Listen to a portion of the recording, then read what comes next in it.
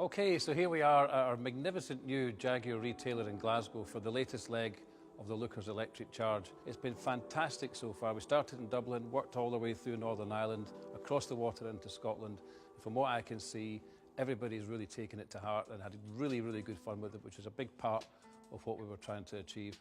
And it's actually very appropriate that we're at a Jaguar retailer today, because apart from raising money for Ben and raising awareness for the Ben cause, one of the other things we're trying to achieve with the Lookers electric charge is to bring into sharper focus the whole debate about powertrain. And of course, Jaguar Land Rover, in common with all the other premium brands, have got the biggest challenge in that respect. They're heavily invested in diesel cars and they have to quickly catch up with all the other brands who have got electric vehicles. And not only have Jaguar Land Rover caught up, they've zoomed into the lead. Behind me you can see the brand new Range Rover plug-in hybrid electric vehicle, Range Rover Sport. And then over here we've got the all-new, all-electric Jaguar I-PACE. And we're lucky enough to have this vehicle here today to go out on the road ahead of the launch and give it a test drive.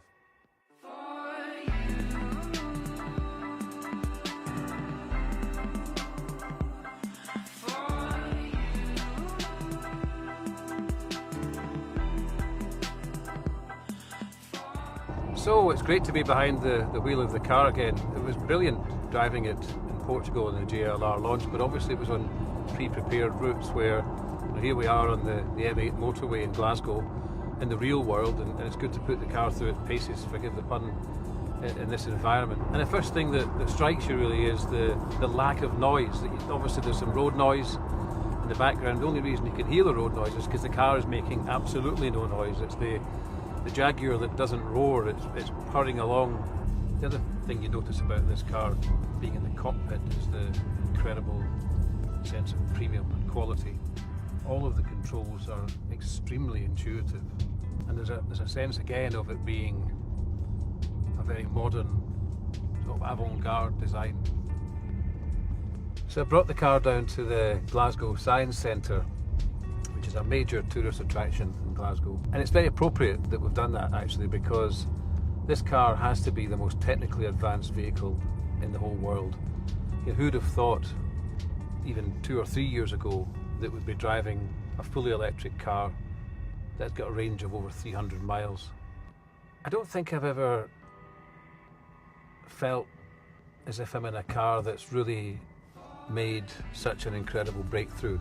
The fact that we're driving on pure electric power and I'm not worried about when I'm going to run out, this just feels like we're sitting in the future today. So we're going across now, crossing the river, back across to the north side of the city. We're on what is known as the Squinty Bridge. Another feature of this magnificent car is the handling. And it's something you perhaps come to expect of a Jaguar. They've built their reputation on agile, sporting saloon cars. This is probably more of a sporting SUV crossover. But one of the other things that makes it so different is the fact that the weight of the battery, which covers the entire floor pan of the vehicle, actually helps create this amazing stability. So we're coming towards the end of our test drive, which has been thoroughly enjoyable.